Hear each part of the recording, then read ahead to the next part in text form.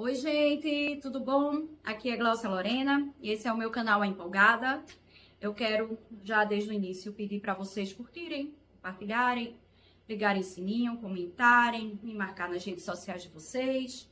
Então, hoje é um vídeo que eu queria muito fazer, e foi sugestão do meu amigo Thales. Na verdade, tudo começou quando eu fiz o vídeo que fala da perna cabeluda. E Thales disse, agora precisa fazer sobre a emparedada da Rua Nova. A emparedada da Rua Nova é uma lenda urbana que corre aqui por Recife, Pernambuco, sobre uma moça que teria desonrado sua família. E por causa disso, ela teria sido emparedada viva na casa da família, na Rua Nova, no Recife, no centro do Recife. Que se fala, na verdade, hoje em dia, é que ela se tornou uma assombração na Rua Nova. Então, sempre seria visto nesse sobrado da Rua Nova um vulto de uma moça vestida de branco que assombraria esta casa. Não sei que casa seria essa, entendeu? Mas, enfim. A minha fonte para esse vídeo são duas. É a tese de doutorado de Márcio Lucena, que eu vou deixar o link nos comentários, que ele fala sobre... ele faz uma biografia literária do autor desse livro aqui, A Emparedada da Rua Nova. Ele faz uma biografia literária do Carneiro Vilela e fala sobre essa obra específica, que é uma obra de 1886, que também foi publicada em folhetim nos jornais daqui, certo? Que é uma obra que relata um crime. É porque assim, vejam só, vai parecer que é uma coisa, mas na verdade é essa coisa, mas uma outra coisa também. E depois uma outra coisa. Então, vamos focar, segurem na minha mão, certo? A obra de Carneiro Vilela, ele relata um crime que começa com o encontro de um corpo no Engenho Suassuna, aqui em Jaboatão dos Guararapes, em 1864. E aí esse corpo é dado como sendo de uma pessoa que seria conhecido como polaco ou Alabama, que tem uma identidade, uma nacionalidade indefinida.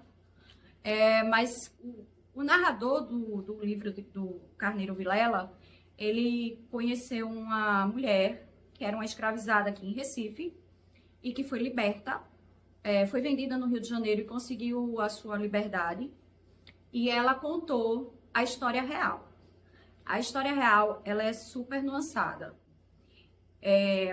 Este corpo seria de um Dom Juan, daqui de Recife, em 1864, 1860 e poucos. E esse Dom Juan se chamava Leandro. Leandro, ele, apesar de não ter uma origem nobre, ele fazia conquistas na aristocracia e na burguesia recifense da época. Ele tinha uma preferência por mulheres casadas, mas não unicamente por elas. E aí Leandro, no Teatro de Santa Isabel, vê uma mulher casada com um senhor de engenho. Essa mulher é chamada Celeste. Leandro se apaixona por Celeste. E Celeste corresponde às investidas de Leandro. E nessa correspondência de investidas, Leandro acaba conhecendo uma amiga de Celeste, que é casada com um comerciante chamado Jaime Favaz. E Josefina tem uma filha chamada Clotilde. A Josefina não era uma mulher que costumava trair seu marido como a Celeste. E o Leandro, usando todas as suas artimanhas, consegue conquistar Josefina. Mas não apenas Josefina, ele conquista a filha de Josefina com Jaime, chamada Clotilde. Só que um dia, Jaime Favaz, num evento religioso que tem aqui no bairro chamado Poço da Panela, percebe que Leandro e sua esposa Josefina estão tendo um caso. Se bem que naquela época que ele acha que é Josefina, ainda não é, mas vai ser. E aí ele decide, junto com pessoas que capangas, sicários, ele decide criar uma artimanha com a carta que Josefina envia para Leandro, para que Leandro encontre ela nesse engenho Suassuna, em Jaboatão. Só que é uma armadilha, né? É uma arapuca.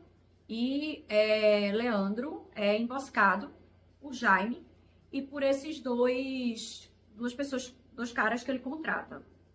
É o Boca de Arame e que é o Zarolho.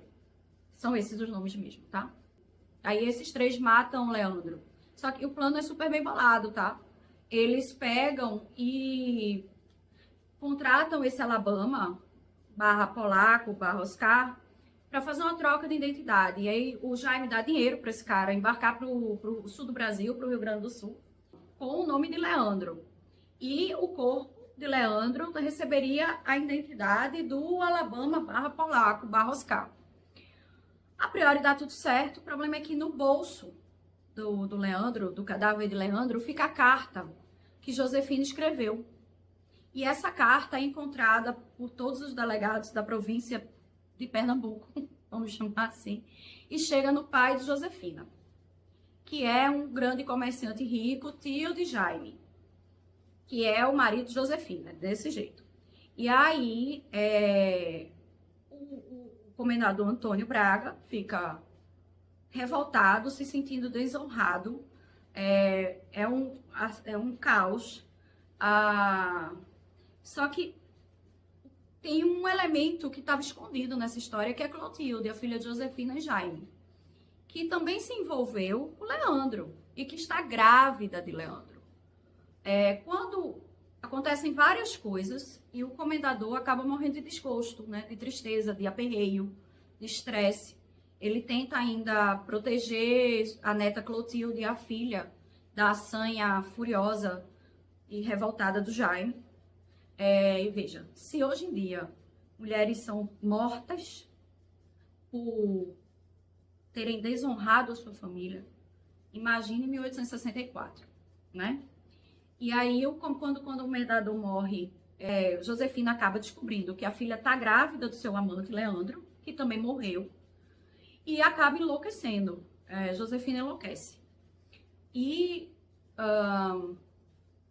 nesse processo, Jaime tenta casar sua filha desonrada, grávida, com o seu sobrinho, mas acaba que Clotilde não quer de jeito nenhum.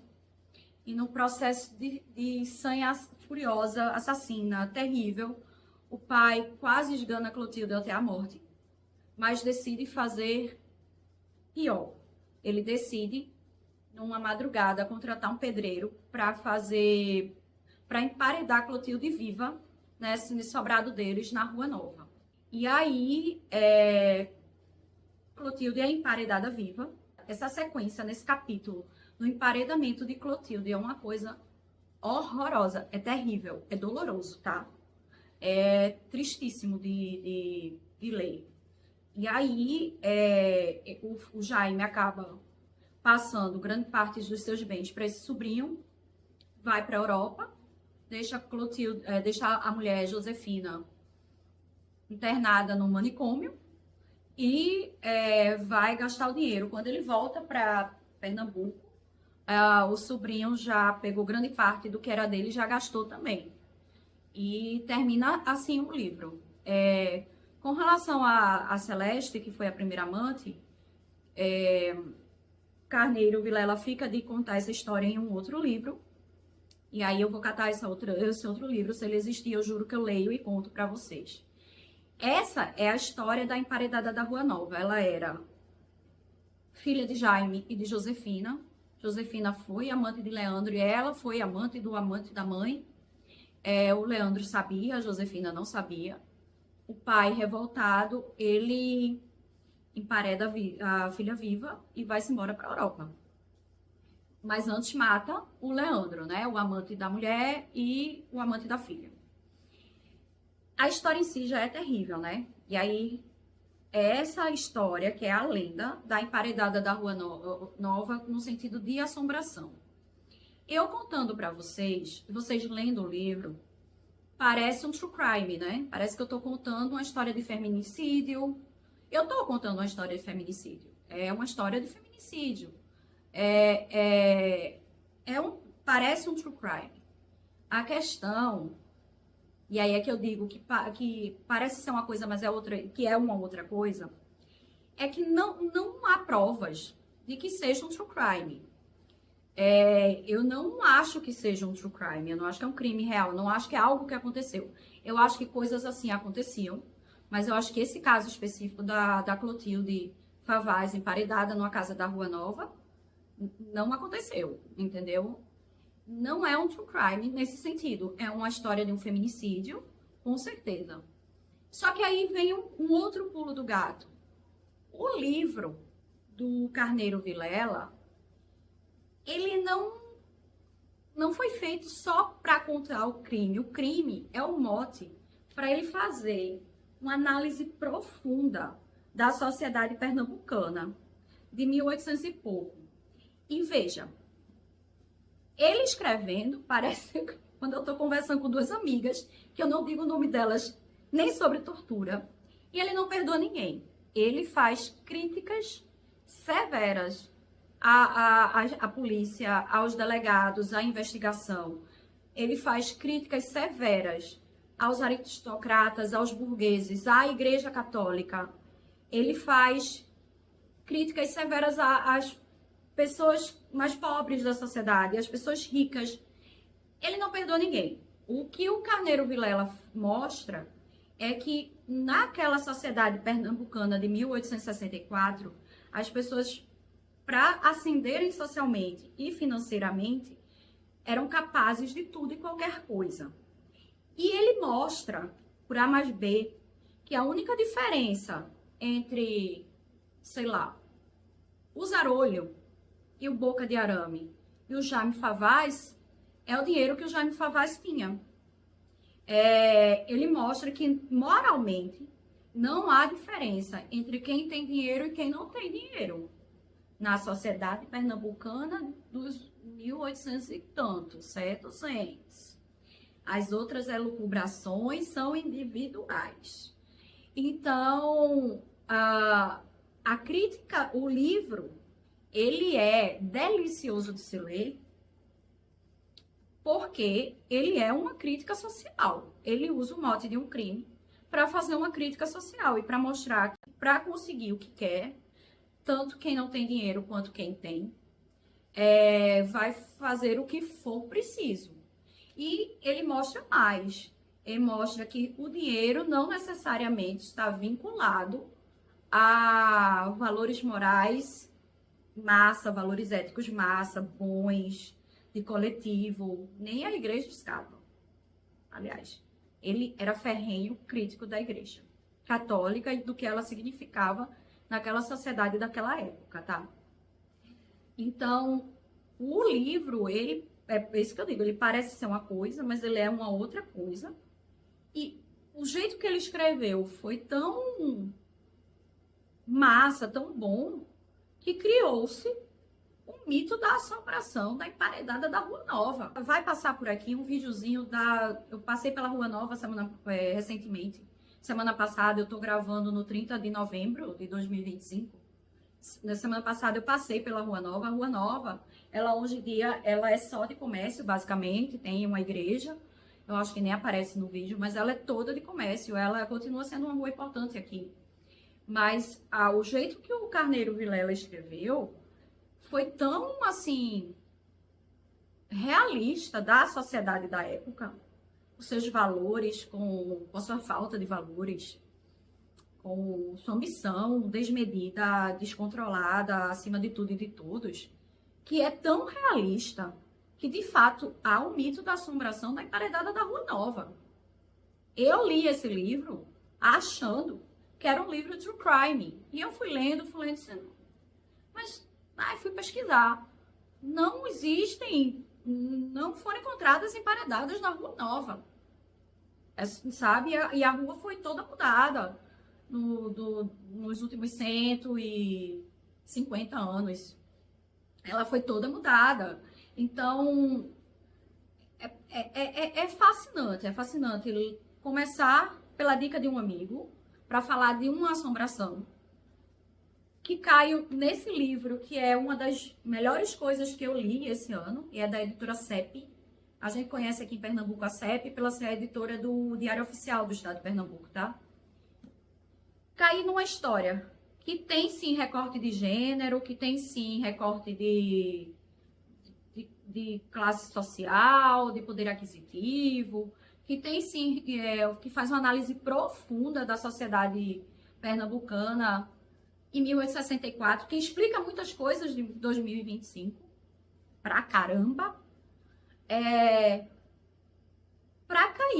pra concluir que o Carneiro Vilela foi tão realista no que escreveu que virou um mito.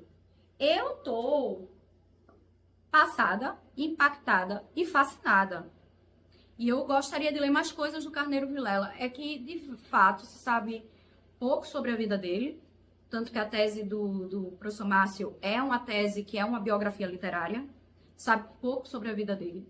E eu acho que não existem reedições de toda a obra dele, não, entendeu? É difícil de achar. A Emparedada da Rua Nova perdura por causa da CEP, porque tem realmente essa história da assombração, do mito, que é fascinante. Então, assim, eu fiquei pensando como eu ia fazer esse vídeo. Eu contei a história cortando os personagens, todos os personagens são fascinantes pelo realismo deles. Mas é um realismo psicológico, é um realismo moral, é um realismo ético. É fascinante. Eu tô encantada. E eu fico triste de acabar com o mito de uma assombração. Mas a Clotilde Favaz não existiu e não existiu a Emparedada da Rua Nova. Mas o que existe é este livro maravilhoso da CEP Editora, com uma história maravilhosa de um autor que me ganhou no primeiro parágrafo e que eu acho que todo mundo deveria ler. É isso, minha gente. Beijos pra vocês e até o próximo vídeo.